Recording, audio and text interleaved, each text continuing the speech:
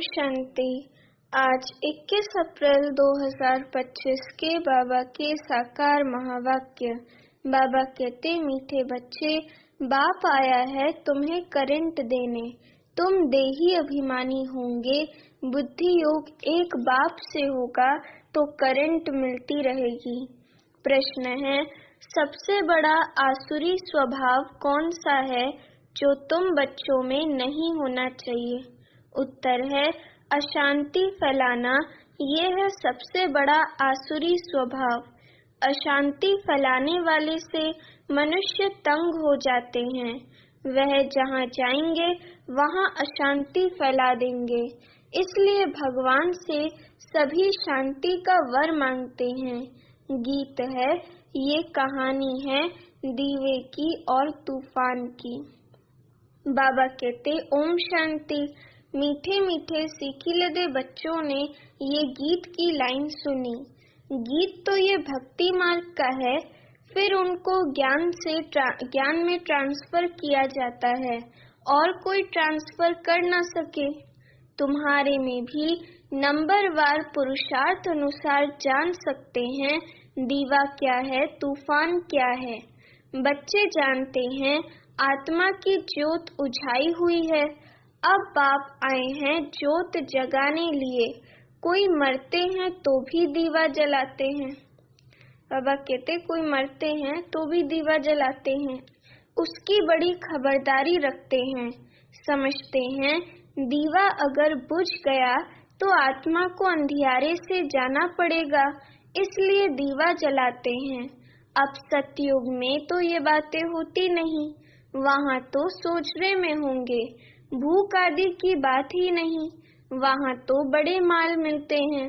यहाँ है घोर अंधियारा। छीछी दुनिया है ना। ये सब आत्माओं की ज्योत उझाई हुई है। सबसे जास्ती ज्योत तुम्हारी उझाई हुई है। खास तुम्हारे लिए ही बाप आते हैं। तुम्हारी ज्योत उझा गई है, अब करंट कहाँ से मिले? बच्चे जानते हैं करंट तो बाप से ही मिलेगा। करंट जोर होती है तो बल्ब में रोशनी तेज हो जाती है। तो अभी तुम करंट ले रहे हो बड़ी मशीन से, शिव बाबा से। देखो, बॉम्बे जैसे शहर में कितने ढेर आदमी रहते हैं, कितनी जास्ती करंट चाहिए। जरूर इतनी बड़ी मशीन होगी।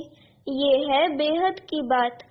सारे दुनिया की आत्माओं की ज्योत बुझी हुई है, उनको करंट देना है।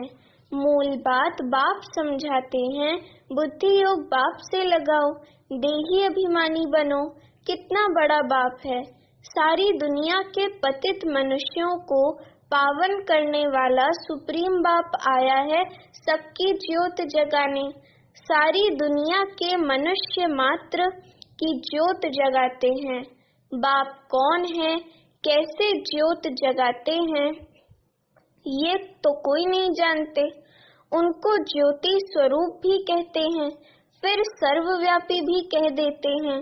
ज्योति स्वरूप को बुलाते हैं क्योंकि ज्योति बुझ गई है। क्योंकि ज्योति आत्मा की जो गुणों की ज्योति है, जो ज्योति है वो बुझ गई है। साक्षात्कार भी होता है अखंड ज्योति का। दिखलाते हैं अर्जुन ने कहा, मैं तेज सहन नहीं कर सकता हूँ, बहुत करंट है। तो इन बातों को तुम बच्चे अभी समझते हो। सबको समझाना भी ये है कि तुम आत्मा हो। आत्माएं ऊपर से यहाँ आती हैं। हम आत्माएं परम धाम से इस धरती पर पाठ बजाने आती हैं। पहले आत्मा पवित्र है, उनमें करंट है, सतो प्रधान है। गोल्डन एज में पवित्र आत्माएं हैं, फिर उनको अपवित्र भी बनना है। जब अपवित्र बनते हैं तब गॉड फादर को भी बुलाते हैं कि आकर लिबरेट करो, अर्थात दुख से मुक्त करो। लिबरेट करना और पावन बनाना दोनों का अर्थ अलग अलग है। जरूर कोई से पतित बने हैं, तब कहते हैं बाबा आओ आकर लिबरेट भी करो, पावन भी बनाओ। यहाँ से शांति धाम ले चलो, शांति का वर दो। अब बाप ने समझाया है यहाँ शांत में तो रह नहीं सकते, शांति तो है ही शांति धाम में, परम धाम में। सतयुग में एक धर्म एक राज्य है तो शांति रहती है, कोई हंगामा नहीं। यहाँ मनुष्य तंग होते हैं अशांति से। एक ही घर में कितना झगड़ा हो पड़ता है।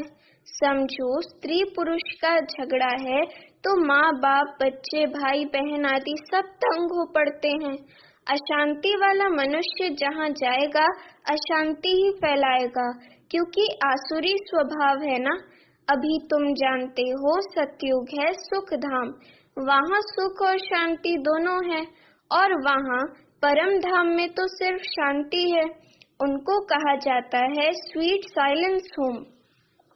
मुक्ति धाम वालों को सिर्फ इतना ही समझाना होता है, तुमको मुक्ति चाहिए ना तो बाप को याद करो। मुक्ति के बाद जीवन मुक्ति जरूर है। पहले जीवन मुक्त होते हैं, फिर जीवन बंध में आते हैं।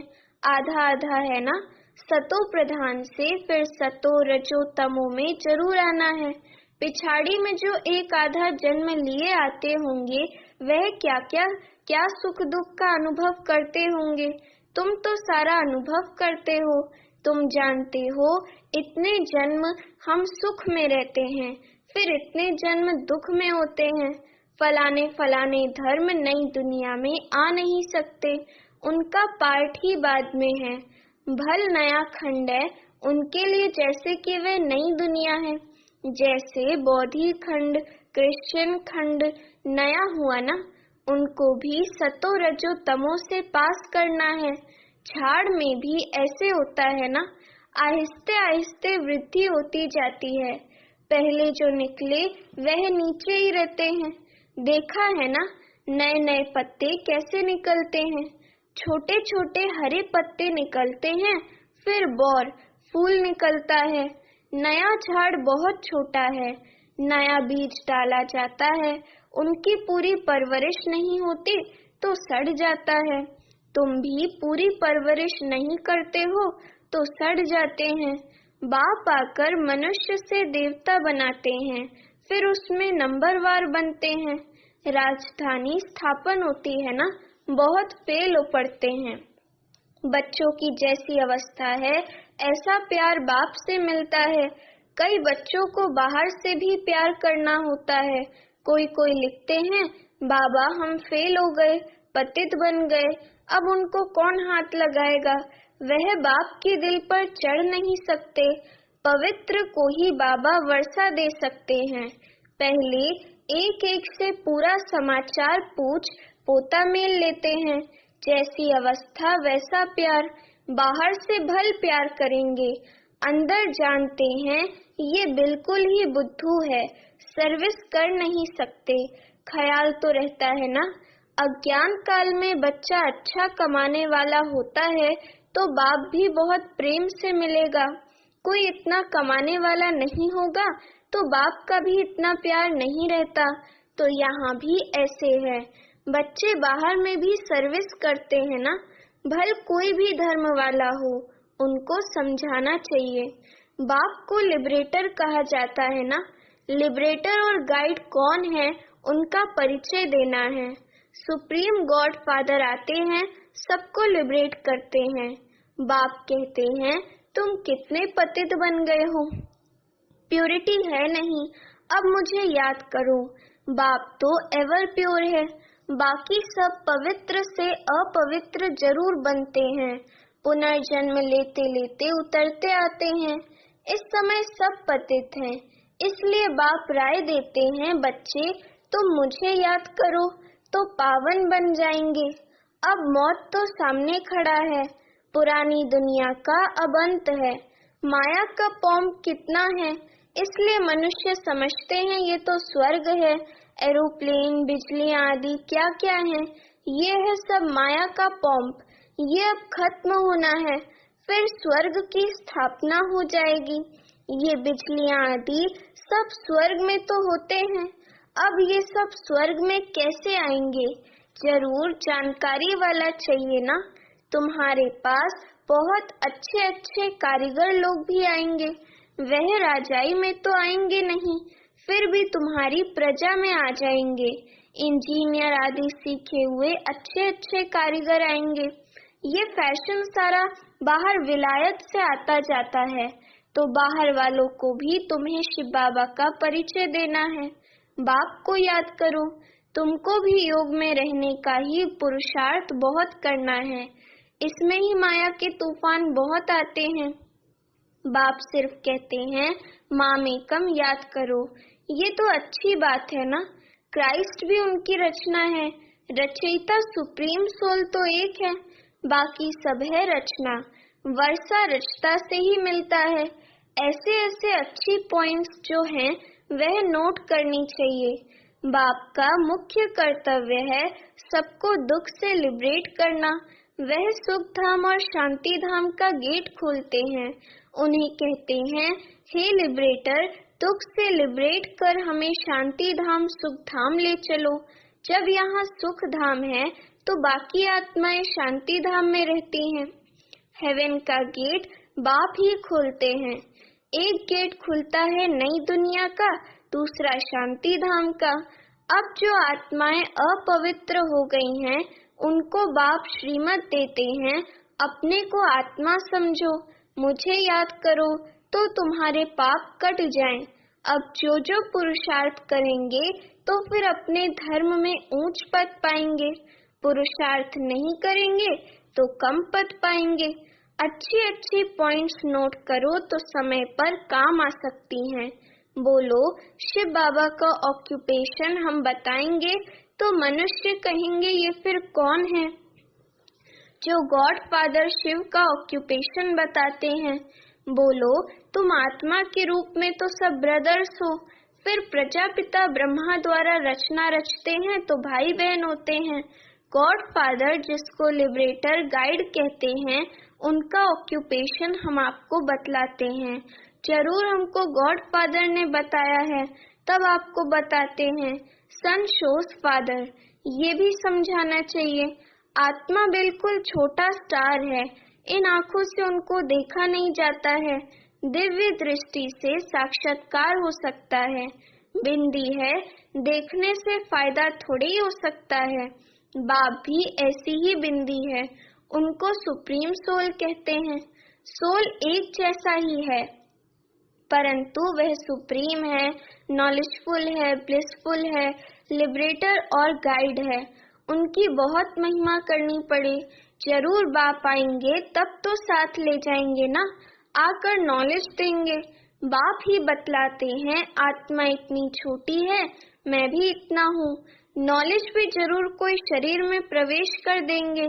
आत्मा के बाजू में आकर बैठूंगा, मेरे में पावर है।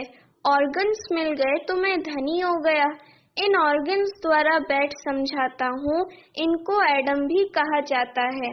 ब्रह्मा बाबा को एडम है पहला पहला आदमी। मनुष्यों का सिजरा है ना, ये माता पिता भी बनते हैं, इनसे फिर रचना होती है पुराना परंतु एडॉप्ट किया है। नहीं तो ब्रह्मा कहाँ से आया? ब्रह्मा के बाप का नाम कोई बताए। ब्रह्मा विष्णु शंकर, ये किसकी रचना तो होगी ना, रचयिता तो एक ही है। बाप ने तो इनको एडॉप्ट किया है। ये इतने छोटे बच्चे बैठ सुनाए तो कहेंगे ये तो बहुत बड़ी नॉलेज है। जिन बच्चों को अच्छी धारणा होती है उन्हें बहुत खुशी रहेगी, कभी उबासी नहीं आएगी। कोई समझने वाला नहीं होगा तो उबासी देता रहेगा। यहाँ तो तुमको कभी उबासी नहीं आनी चाहिए। कमाई के समय कभी उबासी नहीं आती है।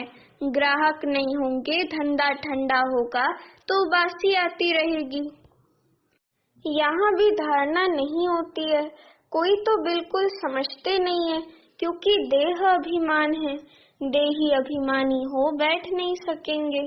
कोई ना कोई बाहर की बातें याद आ जाएंगी, पॉइंट्स आदि भी नोट नहीं कर सकेंगे। शुरूढ़ बुद्धि झट नोट करेंगे, ये पॉइंट्स बहुत अच्छी हैं। स्टूडेंट्स की चलन भी टीचर को देखने में आती है ना। सेंसिबल टीचर की नजर सब तरफ फिरती रहती है, तब तो सर्टिफिकेट देते हैं पढ़ाई का, मैनर्स का सर्टिफिकेट निकालते हैं। कितना एब्सेंट रहा वह भी निकालते हैं। यहाँ तो भल प्रेजेंट होते हैं, परंतु समझते कुछ नहीं, धारणा होती नहीं। कोई कहते हैं बुद्धि डल है, धारणा नहीं होती। बाबा क्या करेंगे? ये तुम्हारे कर्मों का हिसाब किताब है। बाप तो तदबीर एक ही कराते हैं, तुम्हारी तकदीर में नहीं है तो क्या करेंगे? स्कूल में भी कोई पास कोई फेल होते हैं। ये है बेहद की पढ़ाई जो बेहद का बाप पढ़ाते हैं। और धर्म वाले गीता की बात नहीं समझेंगे, नेशन देख समझाना पड़ता है। पहले पहले ऊंच ते ऊंच बाप का परिचय देना पड़ता है। वह कैसे लिबरेटर गाइड है, हेवन में ये विकार होते नहीं। इस समय इनको कहा जाता है शैतानी राज्य। पुरानी दुनिया है ना, इनको गोल्डन एजेड नहीं कहेंगे। नई दुनिया थी, अब पुरानी हुई है। बच्चों में जिनको सर्विस का शौक है तो पॉइंट्स नोट करना चाहिए। अच्छा, मीठे मीठे सिखिलदे बच्चों प्रति माता पिता बाप दादा का याद प्यार और गुड मॉर्निंग। रूहानी बाप की रूहानी बच्चों को नमस्ते। अभी हम रूहानी बच्चों की रूहानी माता पिता बाप दादा को याद प्यार गुड मॉर्निंग और नमस्ते। धारणा के लिए मुख्य सार। पहली पॉइंट, पढ़ाई में बहुत बहुत कमाई है, इसलिए कमाई खुशी खुशी से करनी है। पढ़ते समय कभी उबासी आदि ना आए, बुद्धि योग इधर उधर ना भटके, पॉइंट्स नोट कर धारणा करते रहो। दूसरी पॉइंट, पवित्र बन बाप के दिल का प्यार पाने का अधिकारी बनना है। सर्विस में होशियार बनना है, अच्छी कमाई करनी और करानी है। वरदान, मरजीवा जन्म की स्मृति से सर्व कर्म बंधनों को समाप्त करने वाले कर्म योगी भव। वरदान का स्पष्टीकरण, ये मरजीवा दिव्य जन्म कर्म बंधनी जन्म नहीं, ये कर्म योगी जन्म है। इस अलौकिक दिव्य जन्म में ब्राह्मण आत्मा स्वतंत्र है, न कि परतंत्र। ये देह लोन में मिली हुई है। सारे विश्व की सेवा के लिए पुराने शरीरों में बाप शक्ति भरकर चला रहे हैं। जिम्मेवारी बाप की है, ना कि आपकी। बाप ने डायरेक्शन दिया है कि कर्म करो, आप स्वतंत्र हो, चलाने वाला चला रहा है। इसी विशेष धारणा से कर्म बंधनों को समाप्त कर कर्म योगी बनो। स्लोगन है, समय की समीपता का फाउंडेशन है बेहद की वैराग्य वृत्ति। अव्यक्त इशारे, कंबाइंड रूप की स्मृति से सदा विजयी बनो। जितना जितना याद में रहेंगे उतना अनुभव करेंगे कि मैं अकेला नहीं, लेकिन बाप दादा साथ साथ है। कोई भी समस्या सामने आए तो यही स्मृति में रहे कि मैं कंबाइंड हूँ, तो घबराएंगे नहीं। कंबाइंड रूप की स्मृति से कोई भी मुश्किल कार्य सहज हो जाएगा। अपने सब बोझ बाप के ऊपर रख स्वयं हल्के हो जाओ तो सदा अपने को खुश नसीब अनुभव करेंगे और फरिश्ते के समान नाचते रहेंगे। अच्छा, ओम शांति।